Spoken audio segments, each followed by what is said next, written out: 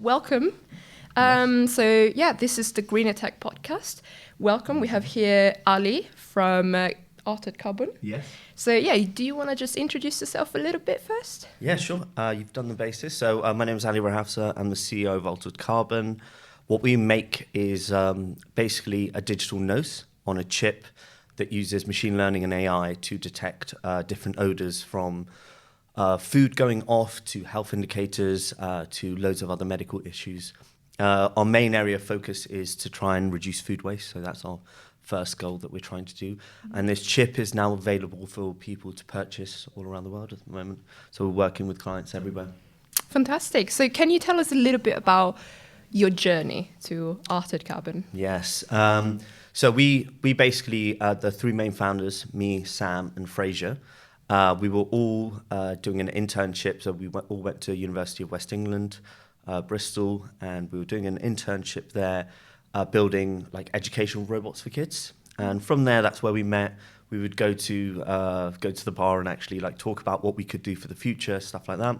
And that's where we started our first business. But it was more into IoT communications, stuff like that. So we learned a lot about how to build products, do everything around it. And then kind of our journey led us into then getting a space in the Bristol Robotics Laboratory, working further in there, and then trying to build batteries realistically. So we're trying to build graphene batteries, and something went wrong, but something went right. So we couldn't build batteries, but we realized our batteries were detecting odors. So we then spent the next 3 years working with some of the biggest institutes like National Physical Laboratory and the NBIC to try and find out what we had actually made and what we'd built. So it was sort of an incidental development. Yes, it was. Oh, how curious. And that works out really well for you. Yeah, that's how penicillin was developed. Yeah, basically. No, that's great to hear. So you explain a little bit what your technology does. Yeah. Can you sort of delve deeper? I guess like explain it so that our audience, even though they don't have the technical knowledge, can understand it. But if you can tell us a little bit about how it works. So basically, it's like your nose. So it has receptors, and we have at the moment, 2 years ago, we had 2 receptors. Now we have 10 on one chip. So these receptors just bond to different odors in the air, so basically compounds. And when they bond, they basically give us a signal. And then it's like kind of asking a librarian to go and get you a book. So we go, this is the book of this smell. So we call it a digital fingerprint of odor. And then they go and basically the machine learning goes and finds that and goes, this is what it is. So it's kind of a classification style of detection at the moment. But then people can take really important actions like actually giving you sell-by dates or use-by dates that are actually valid based on the food you're eating. Yeah. So you can use this for so many different scenarios. But the main scenario is if you imagine when you were a child and someone showed you popcorn for the first time and then said, that's popcorn, you had to smell it, and then you built a memory of that. That's exactly what we do. Wow, so cool. So do you have to build that fingerprint? Yes, from scratch, yeah. Okay, so how does that work a little bit? It was more complex before because we would build everything ourselves. So everything, we called it the scent library. We would build everything ourselves from scratch, every single different type of scent. But that becomes really complex and really takes a lot of time. So instead, we're now we realize what we're good at, which is building the sensors and the scent library. We work with loads of partners in IoT, in different like agriculture farms, who also help us build those scents out. Mm-hmm. So then instead of it being like a single project, it's like a community project now. So every one of our customers builds scents that as a library and expands it and grows it in a way. So kind of is open to researchers doing it on one side. So you can have open data sets, kind of like GitHub, if you imagine. Yeah. So you can have open data sets, which people do for research, PhD, stuff like that, and just leave to the world and everyone can use it. Or companies can have private ones where they keep more secretive. But it all helps to build this scent library that we're trying to build. So it kind of speeds up the development a lot more. Otherwise, it would take years and years. Yeah. So that also brings me to the next question, which would be, are you trying to commercialize this technology, or are you more on the sort of research aspect of it? We're commercializing it, definitely. We're working, so all the partners we work with, they are their end goals are to commercialize it, but we still like working with research institutes to do like interesting bits of research around some of the things that other people won't be willing to pay for now because they don't understand what the use case is yet. But in the future, they will know as soon as you prove it, then they'll understand what the use case is. It's like one we did about like bacterial infections, but no one knew that the technology could do it. So you have to do the test first, prove to them what can be the benefits of that, and then they go, okay, I can use this in my product. Yeah. So there's two ways to go around it. But yeah, it definitely is a commercialization point to it. That's our main goal, to get it out into the world, into food packaging, into places where they store and keep food. So like large facilities where they store potatoes, onions, like everything like that, to even like chicken coops where they could detect diseases or even indicate if the chickens are happy or not. Okay. Yeah. Oh, wow, that's incredible. That's a very cool application. So how is that going for you in the commercialization? Do people get it? Do people want to buy it? Yeah, so we're now growing our first few customers at the moment. So we have like a reoccurring model where they pay for the development part of it, because to grow it, you need that like custom engagement. So we have a platform to store the data. We have this initial hardware, and then they pay for the sense to be made for them, or they can do it themselves. So we send out these units to different areas. So some customers really like the idea of doing it themselves. They have all the facilities, and that's great for us, and some want us to do it. So we're just working with our first, I think, 5 or 6 customers at the moment to try and get things off the ground. Okay, so in terms of costs, how much would it cost for me to buy your technology? So to test with it or to buy it? So to test with it, there's an initial stage because there's loads of support that goes around it. It'll be like £600 a month, or we have a pro package, which is £2,000 a month. And then that carries on until you have developed something which is ready for commercialization. But when it comes to commercialization, the sensor itself costs anywhere between £20 for one to about £4 if you buy in large quantities. So it's actually a really cost-effective solution. That's why we've made it. It's like a printable technology that can go out, and instead of having like one file on in the middle of the room, imagine having one on every single corner of the wall to actually be able to detect where the problem started and where it's traveling to. So that's what we hope for the future. I see.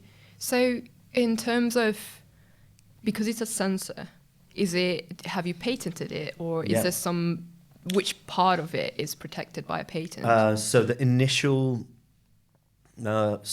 chemistry of how to make the sensor itself, that's our first patent. And then in the future, we have another one that we've just going to be applying for, which is kind of the general overall, which is really hard to mention kind of anything about it. But it's like the general overall. But the first one is the one we've actually been granted a UK patent on, is on the base chemistry of the inks we make. So it's like inks that literally go into ink cartridges that you can then print sensors from. So that's what makes it really cost effective for people, but also for us to easily modify it and build new ones. Okay, wow, that's very interesting. So when you were, I guess, developing this technology, what challenges did you encounter? Which ones were the biggest ones that you had to face? Actually understanding what we had and how it worked was one of the hardest at the start, because it looks amazing. So we instantly understood that we basically had a sensor, but knowing actually like physically how all of it worked and everything around that was really valuable. And having research partners like the National Physical Laboratory, who they're like the measurement institute of the world. So they tell you what a kilo weighs. Like they actually have a physical kilo that everyone else goes to their measurements from. So we did loads of research with them to understand like how to measure the signals coming off of it, what it does. That was probably the thing that took the longest. And then the rest of it is kind of actually explains to people why this technology would benefit them over single gas sensors or other lab-based equipment, which are massive, bulky. So like being like, this is going to be beneficial, this will save you loads of money, or this will prevent this if you use it. But convincing them was a quite difficult thing. But now they understand more about it. There's more research done around it, which is really nice. And I feel like, unfortunately, with many sort of technological innovations, above all in the sustainability aspect, like rearm, it's always difficult to find people that are understanding it, sort of getting them on board, because we found that, often people and industries are just locked in the way they do things. and it's very difficult to just find a way to sort of move them Yeah. and show them that if you change the way you're doing something, it can be beneficial. Exactly. So yeah, it's just Yeah. justifying the cost of And just doing getting that. them out of that, like the older mindset of like whatever we have is already working, so why change anything? Yeah. Instead, it's being like, well, actually, if you just made this process a little bit more efficient, then you can actually change your whole business in a way in a matter of days compared to like sticking out in the way you do. Yeah. So sometimes those little bits of change make it more efficient, reduce the amount of waste that's produced. Everything like that is really valuable. So what sort of industry have you found that are the most open to the technology and to changing status quo? Oh, that want to. That's the harder one. So the thing is, people in oil, gas, people detecting like drugs, stuff like that, they're the most interested. But for us, because we have a real focus around food and healthcare, we are trying our best to focus into those areas first. Mm-hmm. But the people willing to pay the most are, of course, that side of things. But we are trying to convince more like food and agricultural people to use the technology rather than that side of things first, because we know there's just, if it goes into like military, then it's maybe harder to bring it back into the other world. Yeah. Sometimes the technology gets locked away and that's it. So we'd rather just open it up to the world. Yeah. So I have a background in food sustainability and sustainable food systems. So that aspect of the food and food industry does interest me a lot, because I know it's very difficult to change that industry and how things work. Especially the farmers on the ground, like level, like using a new piece of technology is very difficult. So what are the numbers in terms of food waste that you can, if you know them, how much food waste does that your technology potentially save? So, as in an overall, there's a lot of food waste, but it could be like, because due to so many different reasons. So we've tried to focus our area down. So we know at the moment we can't. So like in more Western world, like basically around 40% of the food waste is before it gets to the stores, and about 60% is after. And for us, we've tried to focus on the before. So from growing to storage, in a way, is the best part for us. From the farmer side, Yeah, basically. exactly. And then we know, because when it gets to people's homes at the moment, that's more difficult. There needs to be like a sensor maybe on every single food packaging, which then kind of brings up the cost, and people don't want that at the moment. So we know we have to maybe wait a little bit for that, but we can actually help food storage and food growing, like detecting diseases early, pests that may affect plants, things that may lose your crop, or also in storage scenarios, the more you can store a crop, basically the more valuable it'll be in some scenarios, like grains, stuff like that. The more you can store it until the next year before you're about to sell, it'll be much more valuable. But in that time, it could get an infection, and then all the grain could be destroyed. So the farmers are like gambling in a way, being like, the longer I keep it, the better it is. But also, they can lose out on a lot. So just detecting that and being like, you should probably sell today because maybe something's going to happen. Yeah. It's a really valuable scenario to have. Okay. And is that also, can that be used as well for, I don't know, warehouses in supermarkets? Or that sort of... Yeah. Anything where it's like larger storage scenarios, yes, it can. It can even be done crate by crate. Mm-hmm. It's just at the moment it hasn't gone to the level where it can be done package by package, because the cost of packaging, and also like with plastic and everything like that, it won't be as efficient in a way. But what if someone had the sensor inside the fridge? Does that not work? So we've looked at doing that, and it's with a big company that we're starting to work with putting our sort of sensors into the fridges. The thing they wanted was a bit difficult. So they wanted to be able to tell each food type and what is going wrong. So like if you had loads of different food items in a fridge, they wanted to be like that the cabbage is going off, but that's actually really difficult, because scent, when it comes out, it just mixes instantly. Yeah. So the scent of an orange and the scent of a broccoli will instantly like mix together and make a combination. So kind of distinguishing them too is hard. So we're pitching more of an idea of like, we can tell you when things go off at the moment. Maybe with more development in the future, we can distinguish all of those. But at the start, that's literally a bit too difficult to do when you're first starting out in a fridge environment. But you can tell people, yes, something has gone off, but it's quite hard to detect what. Yeah. I mean, I guess if it just says to you something's going off in your fridge, maybe check what you have already. Exactly. I mean, that could be still very valuable because yeah. sometimes I just think about myself and maybe there's something in the back of the fridge that I haven't seen For that is ages. going off, Yeah. and I don't realize until We it's even too thought late. about it in maybe like you have compartments in your fridge, so you have a drawer for vegetables or like a section for meats you could have, and then that could have each area could have its own sensor. So then you can say in this drawer there's a problem. So that would be really like efficient way to do it, and that could solve a lot of the problems. But it's also like changing people's behavior on that side then needs like I would say the best way on that side of things would be us collaborating with like a company that does computer vision, our sensor, and then a fridge manufacturer to build something that also detects what you're putting in when it says it's going to go off, and our sensor detects what is actually happening and combines the data together. That would be the most efficient way. That's really, I mean, that sounds incredible, to be fair. So I'd be happy to have a fridge like that in my kitchen.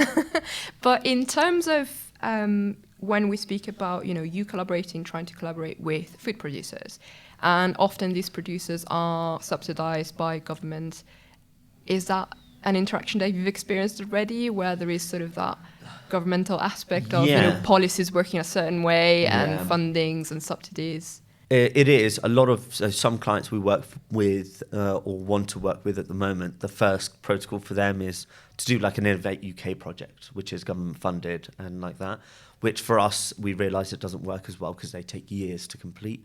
They're quite nice sometimes. You get funded for a project, but they take way too long to actually solve the problem sometimes. So we want to work with more people that are maybe already have solutions in places. So certain IoT like solution providers or like OMEs already have something in like a facility that detects temperature, and then we can just add our sensor on top of that and it could be much more efficient. But yeah, there is certain things where in the governmental policy side of things, if we're actually telling food safety scenarios, we have to get certain like certifications and stuff like that, and that just extends the time that we would get to market. Yeah, I can only think about all the food policy and sort of agricultural policies and everything that is in place now that is very difficult to change as well. Exactly. So things that you have to adhere to that often just don't make sense, and then even if you're trying to change them, it doesn't really work. It doesn't. So what we do is at the start, you go on more of an advisory level sort of thing, and then tell people like indicators and go check yourself. But then after you can prove the data that it's worked for a period of time, then I think you can go back to basically the policymakers and then make that into something that settles into what actually can be used as law to be like, you should be using this in your fridges or you should be using this. Yeah, it would be, yeah, I was wondering exactly that, if you think this sort of technology would reach a point where it's almost mandatory to have, or it's like a requirement for certain farmers to operate. In order, for the sustainability aspect more than. One of them is for like pesticides would be really interesting because a lot of farmers use pesticides. There's certain ones that are allowed to be used, and not all of them are good anyway, but some of them are allowed to be used, some of them aren't. And some of the farmers don't even know it's happening, but they buy pesticides from like different countries because it's cheaper. But they don't realise then that pesticide has chemicals in it that are banned in the UK and also you're not allowed to use. So they'll spray their whole farms, and sometimes they have to then get rid of their whole crop if someone comes and checks on that. So little indicators of sensors that could just pick those up would be so valuable for us eating the food firstly, and then for the farmers as well. Because we don't want to be eating some of those chemicals at all. Yeah, and then also, it's just for the biodiversity aspect, it's just for so the much environment. better. Yeah, exactly. Some are like allowed in America and they're not allowed here, and it's like, but they will just buy them without knowing which ones. Yeah.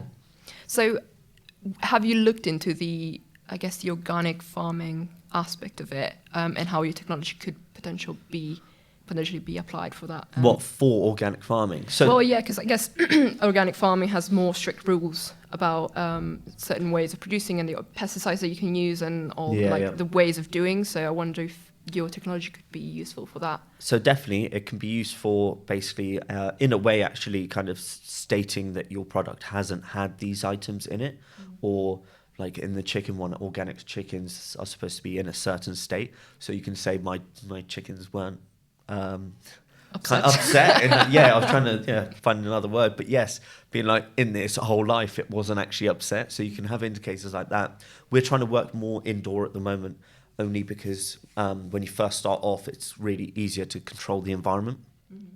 And then in the future, we can go to outdoor farms where they'll work. So we're working more with vertical farmers, stuff like that, where it's much more efficient, but also the environment's a bit more controlled. So you can indicate when the plant releases hormones of it's actually in a bad state or a good state. So you can actually tell that by the odor they release in a way. Okay. Where's your, I guess, headquarters or office space? So we're in future space. So we have a space in the Bristol Robotics Laboratory and a space in, so our labs are in Robotics Laboratory and our offices are in future space down in Filton. Okay, because how have you found actually being in Bristol? Because I feel like Bristol is such a food scene, and there's vertical farms, a lot of food sustainability stuff going on. So how have you found that? It's actually really amazing to see there's so many different companies starting out now. So where we work, it's actually really nice to see all these new vertical farming companies. The ones we're working with, like Greener Greens, people like that are trying to develop new technologies for that area. It's actually really amazing because then it gives you kind of the help as well. Cause you support each other and you work together in a way, and you all kind of work to get to this high level, which is really nice. There's a couple of vertical farms in Bristol, and I've gone to see one, and it's just amazing. I saw it, and I was so mesmerized with when I saw it. I was like a little kid. A lot of it is the LEDs, but they look amazing. Yeah, everything is pink and LEDs, and wow, it was incredible when I went to see it. So no, definitely, I found that Bristol is so enabling in certain things, above all when it comes to sustainability, innovation. Although, then there's always those aspects of, is it actually? And there's always those sort of barriers that we all encounter. But, I think that's... we got loads of support from the Bristol Robotics Laboratory for years, because as a technology we were building, it was really difficult. So we funded ourselves from the start, and they gave us basically loads of support in space, just basically giving us free space and free access to university equipment to grow and do loads of things like that. So that was really amazing to get that level of support, and more people need to basically know about that and go and ask them kind of thing. So they have an incubator, which is really amazing, and they support early businesses. So you can go to them with your technology ideas and go, I want to build this, and they will support you really well. And they have people from all different areas from AI to machine vision to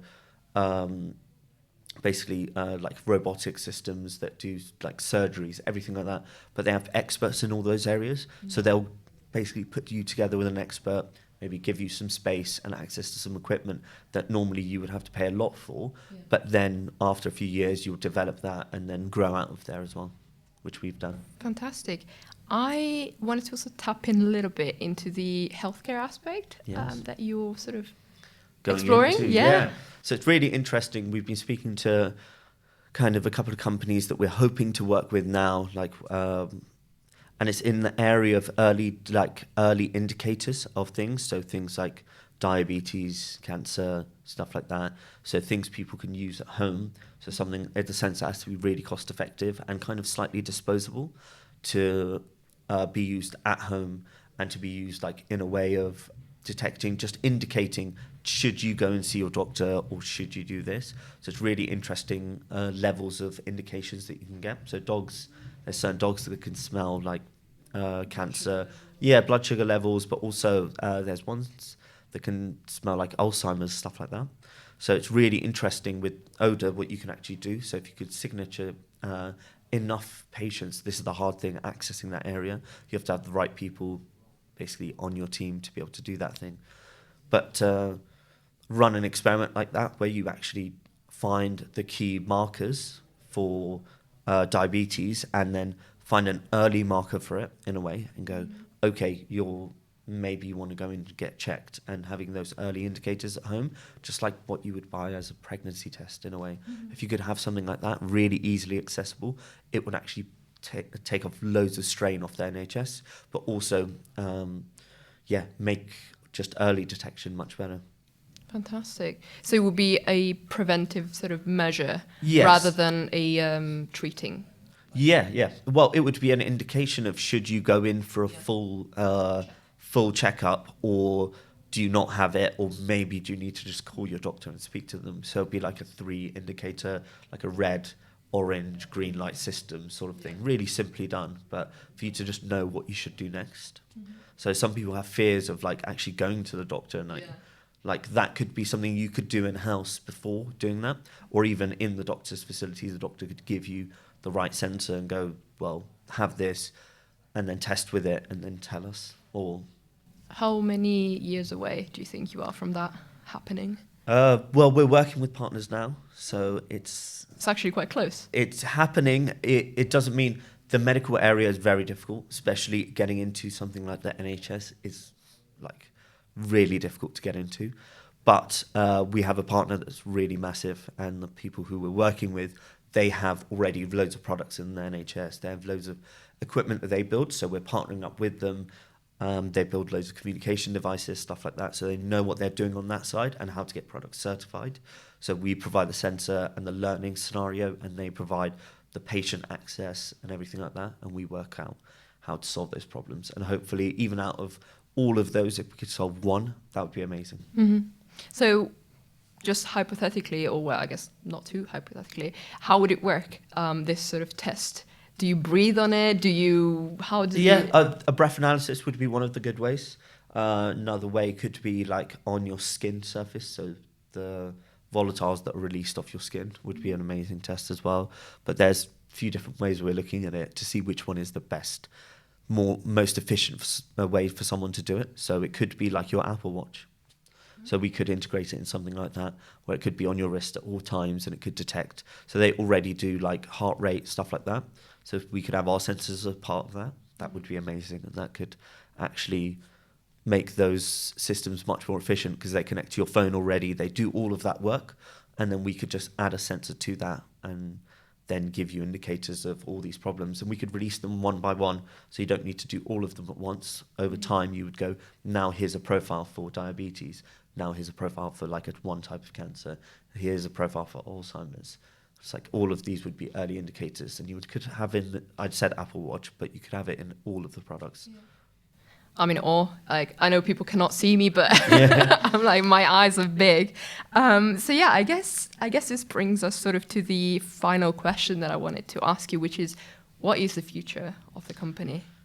Yeah. What are your next years? Where are you going? So in the next 5 years, we will be getting to a stage where at the moment we have 10 elements on our chip. We're trying to get to a level where on the same size chip, on something that will fit in your mobile phone, there'll be 100 of these different unique elements, and that will fit into every single mobile phone in the world. So the same way that like you have a MEMS microphone on your phone, and it like Shazam used it to build song recognition, we'll do the same but for scent. And that will be available everywhere, and app developers will basically use it as a scenario where they'll build apps out of it. So they'll go, I want to detect air quality, and then they'll program it to do that and just take the sensor readings off of that and actually do that. Or they'll be like, I want to build an app for detecting diabetes, so they can do that with it.